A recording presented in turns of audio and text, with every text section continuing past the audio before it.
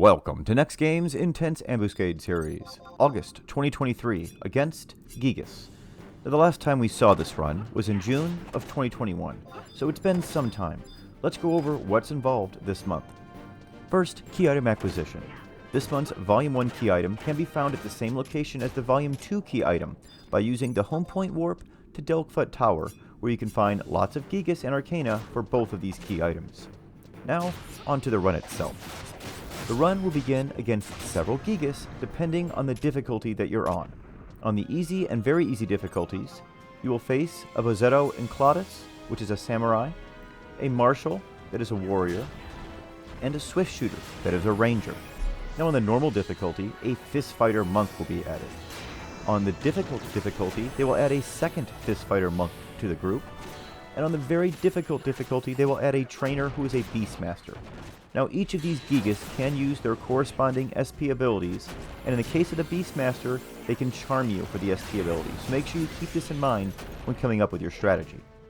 Now the main Gigas you will need to worry about is the Enclatus, as the rest will just use standard Gigas abilities. Now the Enclatus will use the following abilities that you need to be mindful of. First is Daunting Hurl, a single target ability that can petrify you, and this is blocked by a single shadow. Glacial Bellow, which is a tonal ability that can remove your weapon, encumber you, and stun you. Now with a good amount of magic evasion or Barfira, you should be able to resist the negative effects of this ability the majority of the time. Mercurial Strike is the next ability we need to go over, and it's an AoE ability that's going to deal a random amount of fixed damage that is not affected by damage reduction or damage reducing things like Megawari. Now this normally doesn't hit for much damage unless it is used during a skill chain window, in which case it will often hit for capped damage and wipe anyone that it hits. Now the last time I covered this run, it was rather hit and miss on whether or not I could avoid wiping myself and Trust from this ability. But today, over the course of 7 runs, I didn't have a single issue and was successful on all 7 of them. Leading to this success was the different strategy that I used today, in which I prioritized my shadows and made sure they were up at all times so that he could not skill chain on me. In doing so, I appeared to entirely negate the danger from this ability. Now doing this does slow your damage down a bit, but it makes for a much more consistent win, so I definitely recommend keeping those shadows up at all times, even if it slows you down a bit. Now let's go ahead and talk about the last ability, which is the one that's definitely going to hurt your mages the most.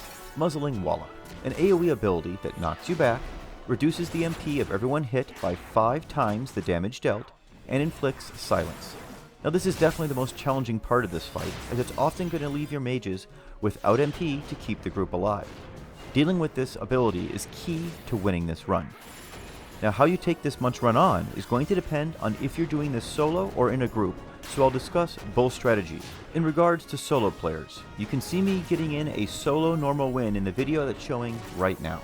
And the strategy you're seeing here is a strategy I recommend you use. The most important thing with this strategy is trust selection. You want to use as many trusts as you can that either don't require MP or that often restore MP to your group. Therefore, I'm using Monborough since he doesn't require any MP to cure, Cephthus, and Iroha 2 to restore MP to the group with their abilities, and Sylvie to haste cap me, and Gigas for some additional cures. Now, an alternative group could be using Monborough, Cephthus, Yoran Oran, Joachim, and Korumoru. Note, you can also swap Iroha 2 in place of Monborough here if you don't have him yet. Now with those trusts summoned, you now want to work on taking out the easier Gigas first. I start with the Marshal. Once he's taken out, I switch to the Fist Fighter, all while keeping the Swift Shooter at maximum range. Now once the Fist Fighter is down, I switch to the Swift Shooter, being sure to keep Megawari up just in case Eagle Eye Shot goes off with my shadows down. I find hybrid weapon skills work well on damaging these lesser Gigas, but old-fashioned strong weapon skills also work very well with dispatching them quickly. Now once all those distractions are done, you want to make sure you still have all of your normal ninja self buffs up, and then get to work on the Enclatus. As previously mentioned, make sure you keep shadows up at all times, and this should be a fairly easy fight from here. Now you want to keep in mind that you're going to get knocked back quite a bit, so you can try and put your back to a wall to speed up this fight so that you don't get knocked around as much as you see occurring in this example. He will often use TP moves back to back, so careful when you recast your shadows. Also, if you see him jump into the air, immediately cast your shadows and they should go right up after Muzzling Wallop lands, but just before you are knocked back. Wins with this strategy took me 6 to 8 minutes today, and 10 to 12 minutes 2 years ago when I was lesser geared. So you should be able to eke out a normal win somewhere in that range based on your gearing. For returning players, I recommend sticking with the easy difficulty this month. Now in regards to group strategies, this was considered to be a pretty easy win the last time it was around. Most strategies involved a Paladin or Rune Fencer tank, and super buffing the party with a Corsair, Bard, and Geomancer. The tank would then pull to the corner all of the mobs at the start of the fight, and instead of starting with the lesser mobs as we do in the solo battle example, you're actually going to start with the Enceladus, and finish him off right there at the start of the fight.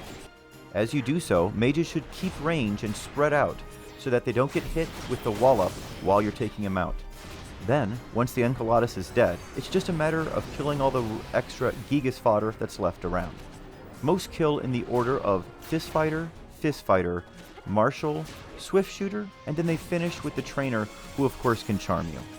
Now Barfira and Fire Carol are very helpful in this fight with mitigating the damage and making sure all of those nasty effects from the abilities are resisted.